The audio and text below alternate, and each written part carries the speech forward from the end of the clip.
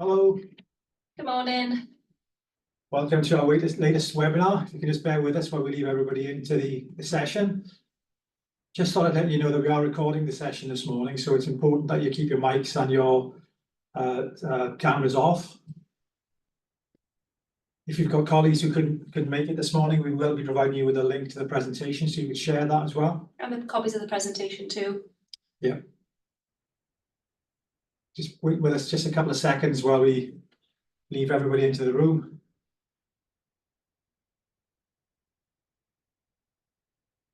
Okay, I think we can start. Welcome to the latest CareFlex webinar.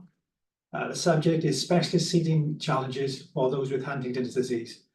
My name is Les Jones. I'm joined today with my colleague Rebecca. Good morning. Rebecca Dunstall. Rebecca's our clinical lead and she'll be leading the session this morning. Before we start, if we can just cover a little bit of housekeeping. Cameras and mics should be switched off. We are recording the session. My colleague Kim is in the background, so if you have any questions on the presentation as we move through, if you'd like to post the question via chat, we'll pick that up at the end of the session. Kim will also be supplying you with useful links and documents as we work through the presentation. It's a very exciting event for us this morning. We're launching, or part of the launch process for a new chair aimed specifically at the Huntington's patient group. And we'll talk a little bit more in detail about the chair in the latter part of the presentation. So I'm going to leave Rebecca wander across to set up the presentation. If you've got any issues or problems with connections, what we find works best is just to leave and rejoin the meeting. For some reason, it just clears the cobwebs out of the system and it allows us to carry on. So I shall see you in about half an hour. I'm going to hand you over to Rebecca. Thank you. Thank you, Les. So as we've already said, we're going to start the session by looking at the theory around specialist seating considerations for those individuals with Huntington's disease. And what we'll do is we'll consolidate that theory and do a bit of a practical session at the end and really look at the seating solutions and how they can help those specific postural challenges. So learning objectives for today are to review, of course, the importance of specialist seating, discuss those key considerations for Huntington's disease, and then highlight the appropriate seating solutions that could work within your clinical practice. Now, our ability to learn from and respond to information comes from various different sources, like the visual, vestibular, proprioceptive inputs. These systems work together to help us maintain our posture, our balance, offer us coordinated movements. However, damage to any of these body systems, whether that's through age, injury, illness, or disease, so sometimes a specific condition, like the individuals we work with Huntington's disease, it can impair their ability to interact effectively with that information. And when these systems are compromised, individuals will struggle to interpret those sensory inputs accurately, and it can lead to difficulties in maintaining balance and posture. As a result, individuals will find it increasingly challenging to achieve protective sitting postures. So we need to understand that impact because it's essential in providing those effective seating solutions and get into the root cause of what those postural challenges are so we can come up with appropriate solutions. Is it intrinsic or extrinsic factors, for example? Now, the body structure distortion happens due to this destructive sequence that results in postural challenges. So first of all, we of course have that initial inability to change position independently. What we then can observe is asymmetrical positioning. Next, we have that influence of gravity. It is unrelenting, and if I kept you all here in front of your devices for the next 4 hours, I'm sure you would start to feel its effects. Now imagine how difficult it would be for the individuals that we work with to remain rigid and upright against those gravitational forces. And finally, when gravity sadly does take hold, it tends to exaggerate those symmetries. So then what we see is those specific measurable postural challenges depending on the area and severity of the body system damage. So let's apply that to Huntington's disease. Now, Huntington's disease is a rare, complex neurodegenerative disorder of the central nervous system that stops parts of the brain from working properly. It is inherited, Both men and women can develop the disease, and it's been found to be caused by a faulty gene on chromosome 4. Now, it leads to this progressive breakdown of nerve cells in the brain with a gradual degeneration of part of the basal ganglia, which is essentially our information processing center. So that will affect how the brain organizes and regulates information that it receives from those external inputs that are associated with things like movement, cognition, and emotional regulation. Now, as the disease advances, individuals often experience difficulties with posture, muscle control, and behavior, leading to these seated challenges that we can observe with positioning, comfort, and safety. Individuals with Huntington's disease often experience a range of motor and cognitive impairments that affect their seated posture, and the disease can challenge seated posture as a result of postural instability and lack of postural control, involuntary movements, including chorea and athetosis, dystonia, fatigue, injury to the body structure, concerns around safety and security, cognitive changes, and then more complex postural deterioration in the later stages. So let's look at these in detail then. So as the disease affects motor control, one of the major challenges individuals face is maintaining this optimal upright midline position without support. Motor impairments tend to lead to difficulties in stabilizing the pelvis and trunk. So this instability is often observed as pelvic instability, where the hips may not be able to stay level and in alignment. So then we might see things like pelvic obliquity and pelvic rotation within the chair. There can also be a tendency for the trunk to lean to one side. We get this lateral flexion of the trunk, or lean it forward as the muscles struggle to maintain that balance and support the body effectively. This inability, we can also then see increased abnormal movement patterns and potentially behavioural changes due to the discomfort too. Those motor impairments are compounded by these increased abnormal movement patterns that I mentioned. For instance, chorea, which is characterised by involuntary, erratic, often unpredictable movements that can exacerbate that instability and make it even harder for individuals to stay upright. The movements can be quite vigorous and can involve any body part, although they do commonly affect the face, arms, and legs. Now, this lack of control can lead to frequent shifts in their posture, making it difficult for them to remain seated comfortably and safely. This can not only be physically exhausting, but also emotionally distressing too. And the energetic nature of these choreic movements can also have metabolic consequences as well. So constant movement requires lots of energy. And as a result, some individuals can often experience significant weight loss too, which again can be compounded by the swallow function deteriorating as well.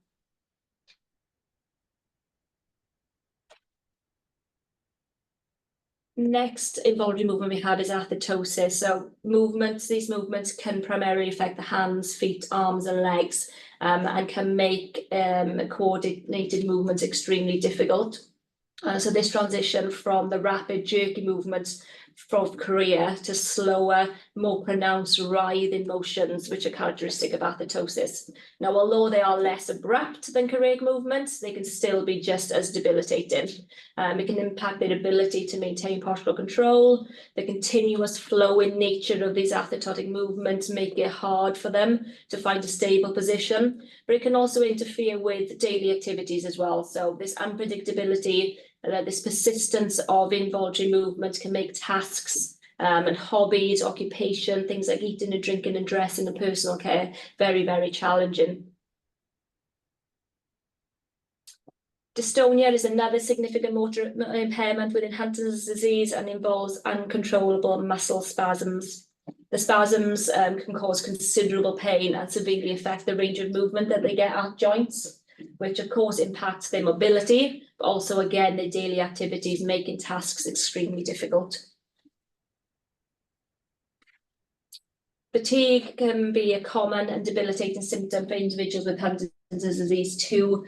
This constant effort, when I mentioned about the gravitational forces as well, this constant effort to manage involuntary movement, to remain upright, to remain stable within the chair, can lead to significant exhaustion.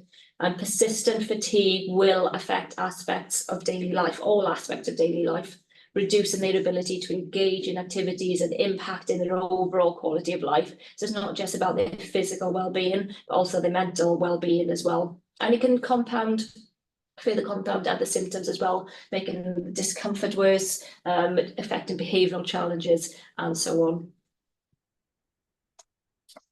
The involuntary movements that we've mentioned can significantly increase the risk of trauma to the body. The movement can cause impact injuries, entrapment, friction, leading to skin damage and bruising. And this can also be from the lack of postural control and sliding down the chair as well, increasing those friction and shear forces.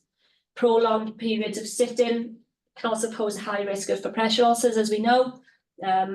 Posture and pressure are inextricably linked, and the pressure, the way we position our body segments affects the pressure going through specific body sites.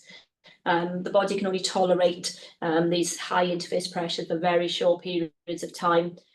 So if we don't redistribute that pressure, if we don't encourage regular repositioning, we'll get sustained pressure on certain body parts, cutting off the blood flow, causing tissue damage, and then that's when we see those pressure ulcers happening. So that's another thing to be mindful of. It's not just about those with erratic or involuntary movement and the risk of injury, but maybe those who lack mobility as well, and sit for prolonged periods of time.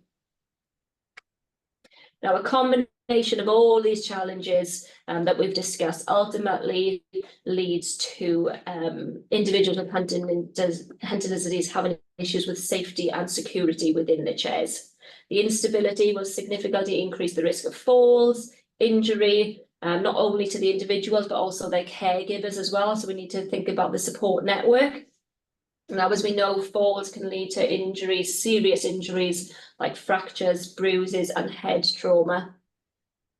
So what we need to think about when we think about seating solutions, and hopefully get an idea of that when we look at practical elements shortly with Les, is actually keeping people secure within the chair and having that support surface as a safe place for them.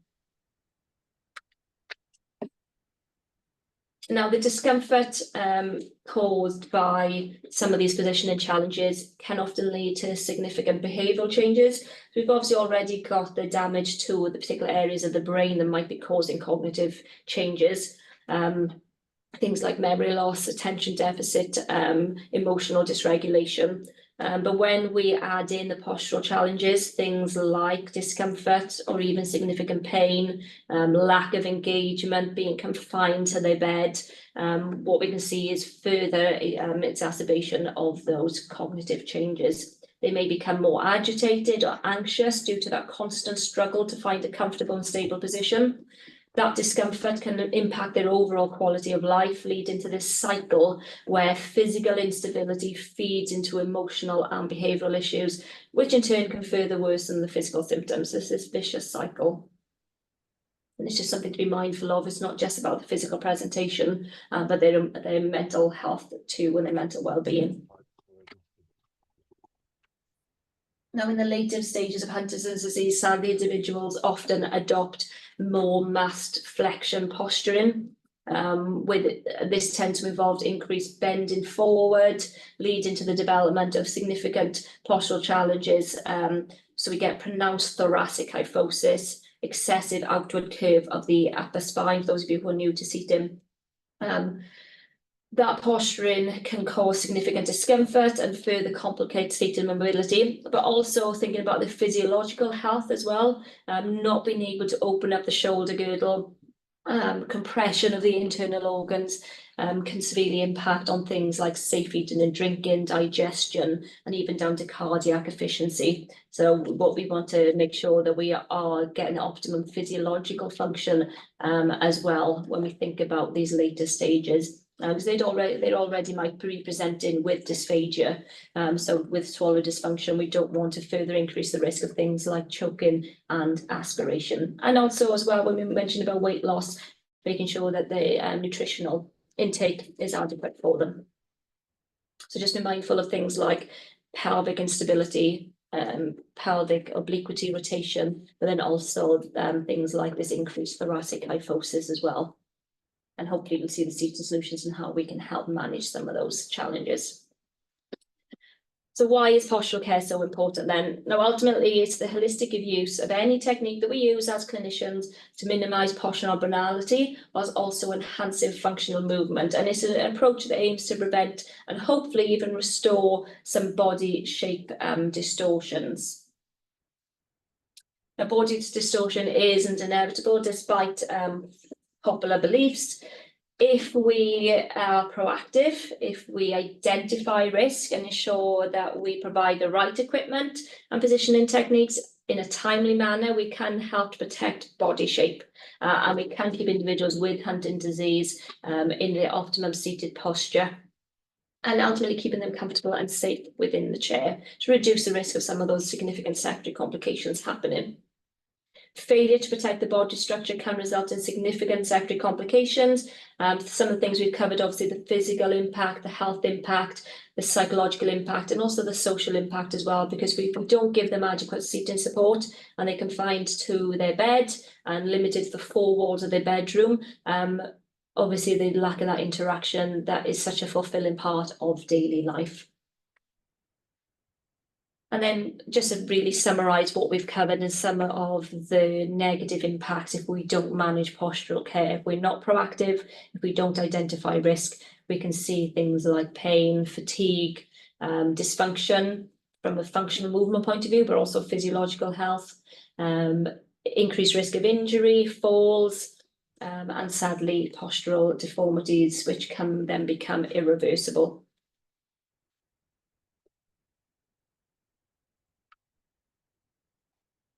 The benefits of optimal postural care, all those fantastic benefits that we've mentioned, and hopefully we'll give you an idea of how the seating solutions can help target these areas. But ultimately what we want to do is promote longevity. So by making sure that we have optimum postural care, it's a key preventative, and that's the key word here, preventative measure to reduce the risk of secondary complications. We have a responsibility to stop avoidable harm. So we have this responsibility to identify risk, be proactive, and use equipment, use therapeutic interventions to be preventative. Not only does that benefit the individual and the caregivers, but also makes our working lives and our clinical practice less complex too, reducing re-referral rates, hopefully reducing waiting lists, less complex, less intensive interventions, and less cost.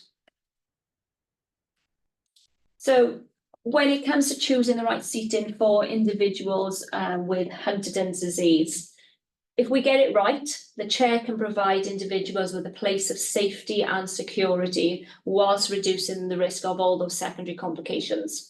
When we're selecting a chair for someone with Huntington's disease, it's essential that we ensure personalised care, as we do with any individual we work with, regardless of the diagnosis, making sure we have this personalised approach, a true holistic approach to considering their level of active movement, their functional abilities, the safety factors, their cognitive state, but also their social situation as well. A multidisciplinary approach involving health and social care professionals, where possible, if you work with OTs, physio, speech and language therapists, that can really help comprehensively assess the requirements and determine the most suitable seating prescription through this true holistic approach. And ultimately, the objective is compliance with that piece of equipment. We want to make sure that the individual and the caregivers are confident and compliant with the seating system to make sure that we achieve our clinical objectives too. So key considerations then. Customised support, so specialist seating, and the benefits of specialist seating is being able to make sure that it is tailored to the individual, promoting proper alignment and postural control. The chair functions and accessories can further stabilise the body segments, so encouraging normal movement patterns and managing energy levels through that pelvic stability. Trunk and head support is going to be imperative for functional ability, including things like safe eating and drinking and promoting optimum physiological function. Making sure that we are stabilising the pelvis through things like ramped or angled base, so when it's graduated to the back, we'll position the pelvis lower than the knees and promote that security within the chair, so that we can use the effects of gravity to our benefit by stabilising the pelvis to hopefully minimise the risk of falls and injuries. Adjustable features can help with that enhanced functionality, allowing the individual and or the caregivers to reposition for comfort and pressure redistribution. Pressure care, as we've already mentioned, by having redistribution features to redistribute their weight evenly over the maximum support area to reduce that risk of pressure ulcers. But also as well, making sure that we have full support throughout the chair, padded elements to reduce the risk of injury from some of those erratic movements too. But then also, I mean, it probably sounds strange coming from a physio, but not just focusing on the physical, but actually the psychological benefits as well, making sure the comfort is a top priority. Comfort, although subjective, it is a key priority here at CareFlex, because we understand that if a user is uncomfortable, they're simply not going to use that piece of equipment. By being comfortable and supported, we can help promote relaxation, reduce anxiety, and contribute to their overall emotional well-being. So if we think about seating solutions as a checklist, and this is really helpful when you're looking at your assessment and coming up with a seating prescription, but making sure that we have postural support at all body segments. Thinking about functions, tilt in space, back angle recline, or the unique function that you'll see shortly when Les shows you the Alpha Care with the linked seat and back recline option, which really gives you the benefit of both. By reclining the back, the seat drops as well, so we are keeping the pelvis stable at the back of the chair. But you can see that in action shortly. Positioning aids might be indicated, pelvic belts, groin harnesses, to really maximize that pelvic stability. Obviously we try less restrictive options first, but those might be indicated in more complex situations. And of course, there's going to be risk assessments around that, and making sure you're aware of all the legislation that's around. When you get the presentation, you'll have some links on there to read around that. Contoured back support, so when we talk about those later stages, the flexed posturing, things like trunk leaning, increased thoracic kyphosis, having a contoured back, so we're fully supporting the posture, but also weight distribution as well. Head support to make sure they're safe with eating and drinking, and other physiological functions. But then working our way through all the body segments, lower limb supporting, you'll see things like the block leg rest, to make sure we are keeping the lower limb supporting and offering that proprioceptive feedback as well for stability. Padded arm rests, and anything really that comes into contact with the individual to keep them safe and reduce the risk of trauma. But then pressure care as well, for individuals who then progress to immobility and prolonged seating, making sure that we are managing the posture and pressure interlink. So introducing the Alpha Care. I won't go into much detail here because I'll let Les show you that in action, because it'll make a bit more sense. But I did wanted to highlight the 2-year trial. So Alpha Care, as part of the product development, underwent a rigorous 2-year trial to ensure that it met the highest standards, especially for safety, stability, and seat intolerance. Now, this extensive testing period allowed for design refinements based on user feedback and safety assessments, and the final design includes advanced features that ensure that it's unmatched for user safety and stability. So those are key seating priorities. And hopefully you'll see how much is a revolutionary option for those with specialised postural care needs in sitting. Being able to, as part of the clinical trials, being involved with that, working with the individuals, working with the caregivers, and the clinical team, the care teams, the nursing teams, and really getting that feedback was so beneficial in terms of making sure that the chair worked in the real world. We've got a fantastic design team based down in Devon, and being able to really relay that information back and forth, make adjustments when needed to make sure that it was ready to go. And hopefully that 2-year trial, and you'll see the benefits of that, that the chair will integrate into our clinical practice and actually do the things that we needed to do. It probably helps if we introduce an individual to really consolidate that theory. And so I wanted to talk about Peter a 51-year-old male diagnosed with Huntington's disease back in 2015, in the early to mid stages of the disease, and admitted to a specialist inpatient unit, although visited frequently by his wife, so he's got that support network there, and still enjoys going on outings with her. Presents with mild dysarthria, reduced coordination, and the clinical team are now seeing a decline in processing and the ability to follow instructions. Also experiencing deterioration in things like all those motor impairments that we've already covered, the typical balance, mobility, core stability, and postural control. Able to communicate through short answers or gestures, understand some instructions. So really key as part of that holistic approach to work with Peter, gather feedback from him, from his wife as well, to make sure that we are getting that true personalised approach. Tending to now be hoisted for transfers, but really need a specialist chair for safety and security.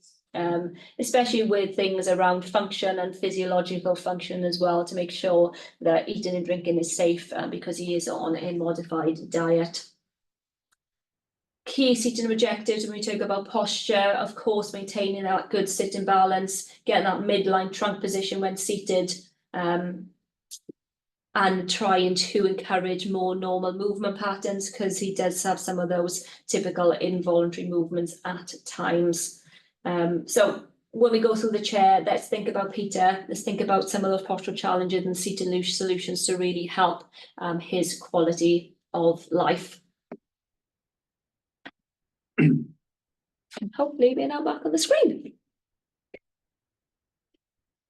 Okay, so this is our new chair, the Alpha Care. And as Rebecca's said, it's the result of 4 years of design, 2 years of a clinical trial, during which time we took an awful lot of feedback which guided the design process. A brief overview of the chair. It has a linked seat and back recline. So as I recline the back, maybe difficult for you to see, you'll see that the seat angle changes. Now Kim is also going to pop a link for you just to familiarise yourselves with the dimensions of the chair, because there's an awful lot of statistical detail around the chair. Yeah, there's clinical justification to go with the chair as well, so it kind of breaks it down for you so you can understand how that mechanism works and why it might be beneficial. When I said about Huntington's disease and really getting that pelvic stability, this is really getting the best of both worlds when we talk about tilt in space and back angle recline, because we're really using those gravitational forces to our benefit and to benefit the user by keeping the pelvis stable at the back of the chair without the need for additional positioning aids. So there are 3 options. The range of for the seat angle is 15 degrees. The range for the hip angle is 15 degrees, but the back angle is 30 degrees. Now it's a linked mechanism, so those dimensions will change depending on where we position the back angle. And depending on what you need that recline position for. Yeah. Well, there are 3 options. What we've got this chair set on at the moment is the middle option, if you like. So if you have somebody who may be able to have a little bit more function and isn't quite as challenging in terms of their involuntary movements, we may want them to be able to sit more upright, so we can set that chair in that more upright position. Conversely, if somebody's a little bit more challenged, we can drop that range. Yeah, and change that starting position for the recline. With a contoured back on the chair, just shaped to prompt that person to sit in that midline position. Of course, anything like laterals, Yeah, with Huntington's disease, when you talk about injury and erratic movements, that's obviously one thing we want to remove from that, and making sure that the chair is robust. Block leg rest. Now this is one of the features that we took some kind of really innovative advice from carers working on the trial. And that was the kind of real everyday issue where you have somebody with an involuntary movement and attaching a block leg rest with flailing limbs and feet and shoes and everything coming your way. I'm thinking about the caregiver as well. So that's locked on at the moment. Now I'll show you how we unlock the block leg rest. It's actually controlled from a lever at the back of the chair. So as you can see, it's attached at the moment. I squeeze the lever, just wait for you to click there, which unlocks the block leg rest. Allows me to move away. I'll bring that back. Just come to the front and just give it a little push. Reattached. What you notice when the block leg has come off is that the chair remains flat. So that there's no, so when you are using the chair for manoeuvrability, or if you are using the optional slide up foot plate, then there's nothing there to cause injury as well, but when the feet are supported. So that's the block leg rest.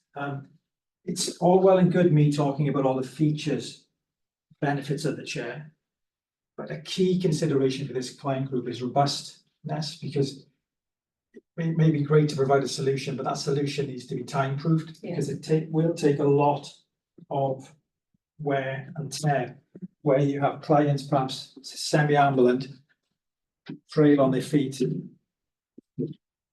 just falling back into the chair. So the chair has been designed with that level of robustness and quality you'd associated with CareFlex. Options for the chair. You can see I have a headrest here for head support. This is called Secure Fit, so it's actually locked in place with an additional strap at the back of the chair. It just locks in place. Hopefully you can see how important this clinical trial was over the 2 years to really trial it on different individuals, but to see those real life challenges and get that feedback, and something as simple as head support is actually significantly important for individuals with Huntington's disease, especially with swallow function, and making sure we're supporting all the body segments. And if that strap wasn't there, one little movement from just great movements and that support is gone. So again, that's a testament to the 2-year trial. Yeah. I did say that I was going to show you how I locked and unlocked the leg rest, and I forgot, so I'm going to show you now. Put the brakes on. Hopefully you can see this. There's a lever just on the back of the chair here. We clearly labelled for recline and leg rest lock. So if I squeeze the lever, releases the lock, allows me to walk away from the leg rest. If I come back,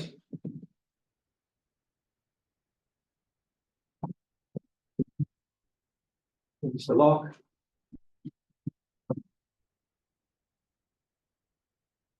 Back in place. Take the leg rest away. So you may be wanting to porter your client from room to room.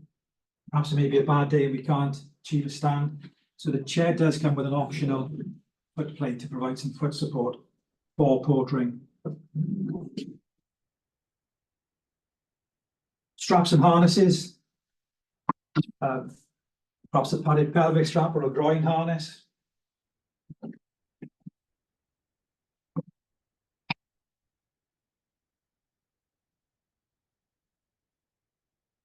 You'll see, as standard, comes with 4 brake casters, 2 on the chair, 2 on the block leg rest, but we can put an additional 2 casters on the front of the chair as well as an option.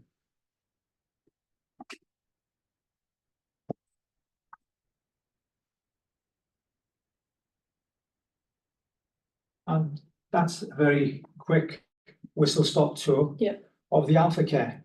When we talk about Huntington's disease, there's obviously going to be a range of individuals and ability as well, especially as the disease progresses, and Les covered there about individuals who are still transferring, who are maybe haven't progressively been hoisted yet.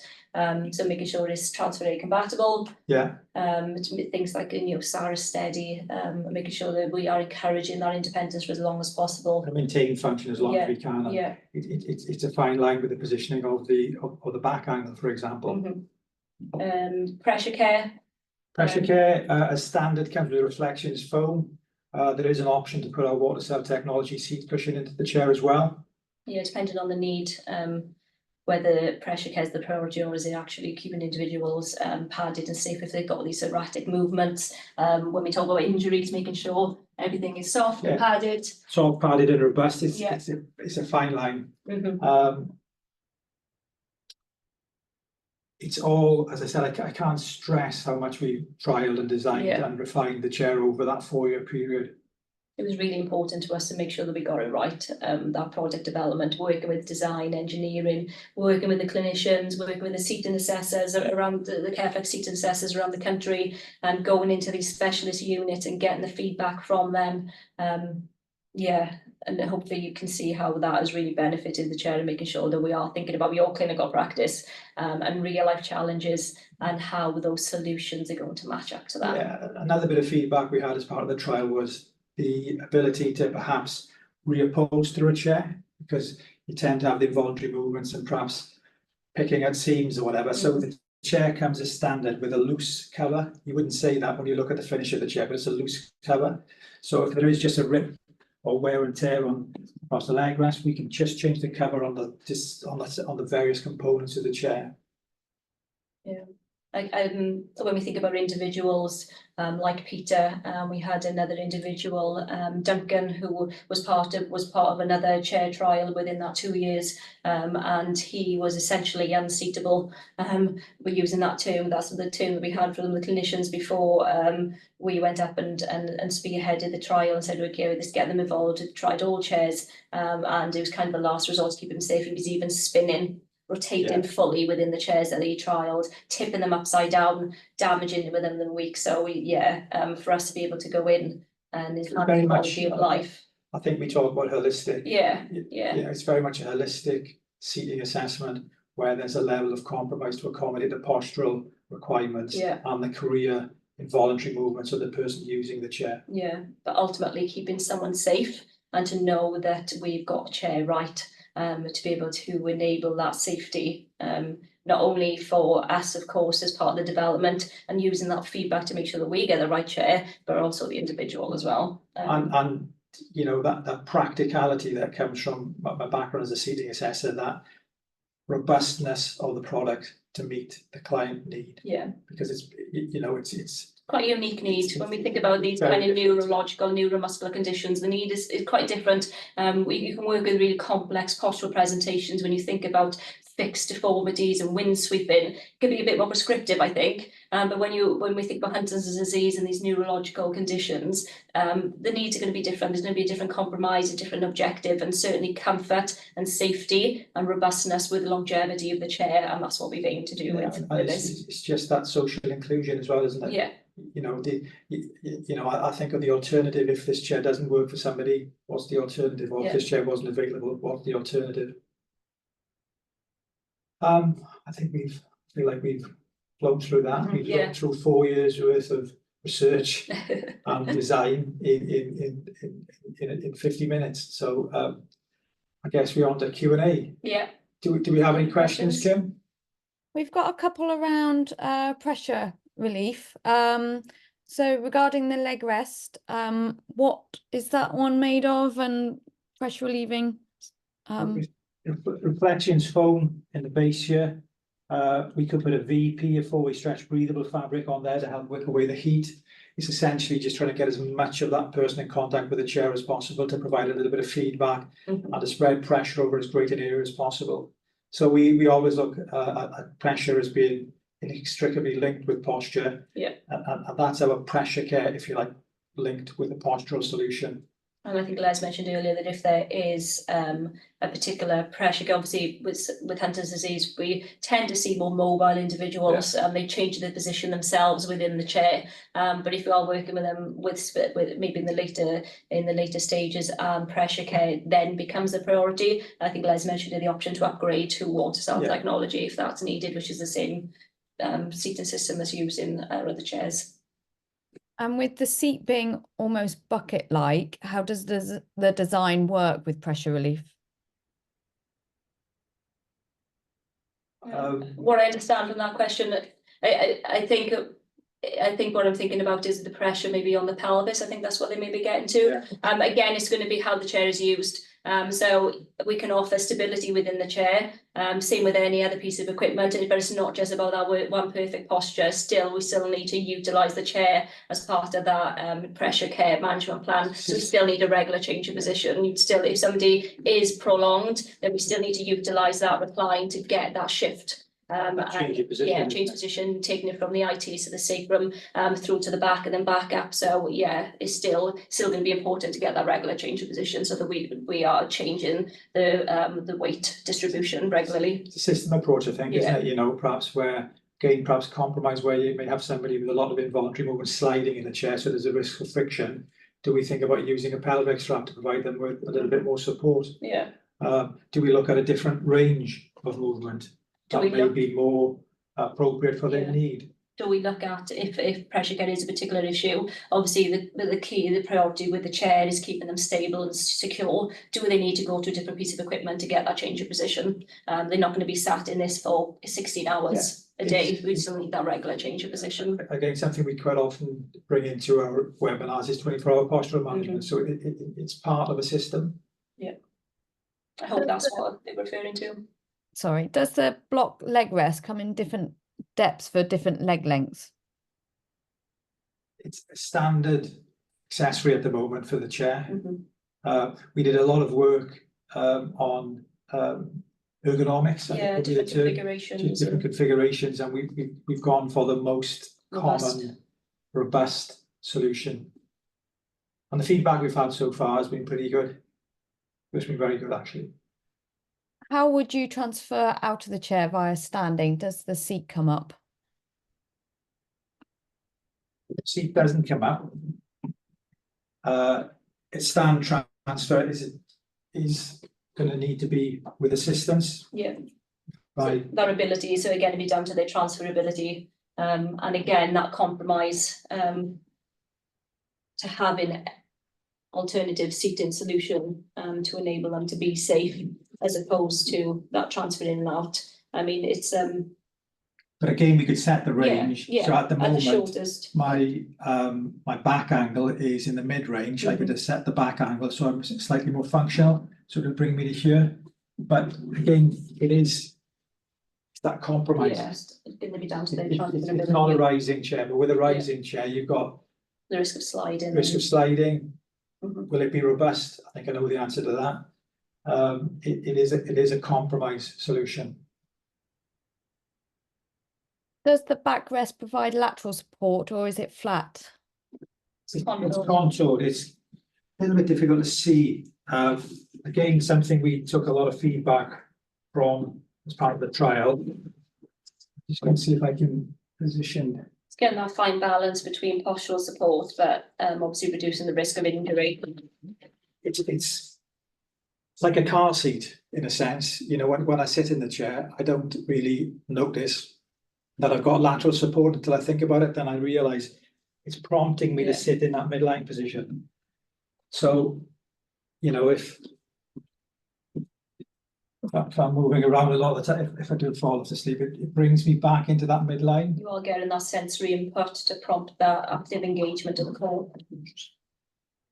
As you know, again, you know, you'd think for lateral support we'd use laterals, but with that involuntary movement, you can have somebody hanging off a lateral, somebody coming forward and coming back onto a lateral, bruising and marking it. Especially with the recline as well, because that will obviously change the position of the lateral support. So again, this fine balance between postural support, but also safety within the chair.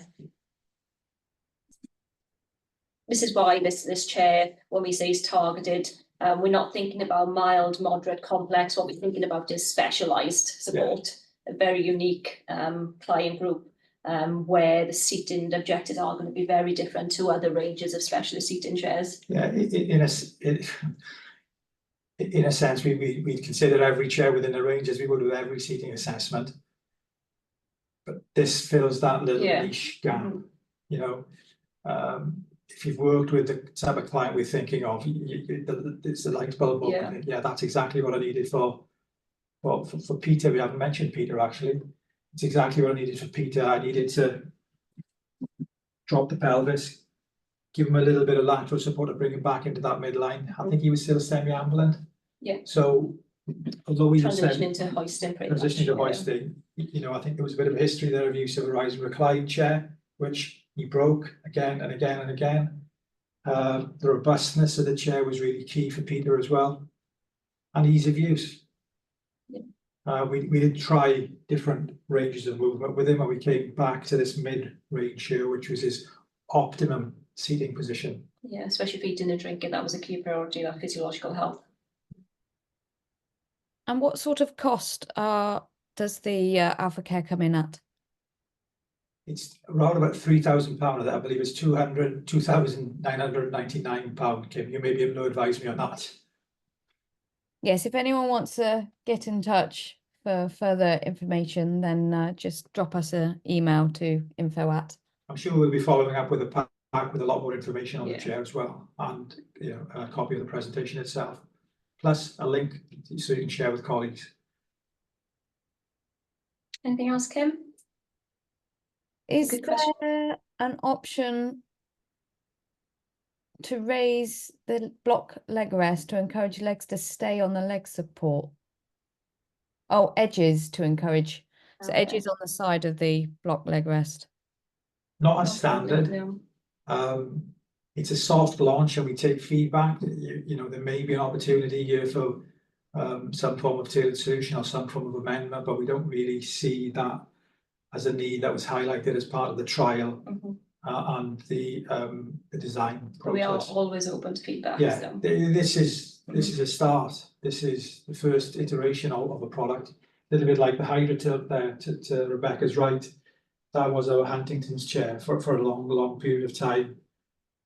It took somebody to a certain point in their kind of prognosis or the condition, but after that, we didn't really have an offering. But that in itself is a chair that's pushing 25 years old now, and it's about the 4th or 5th version of that product.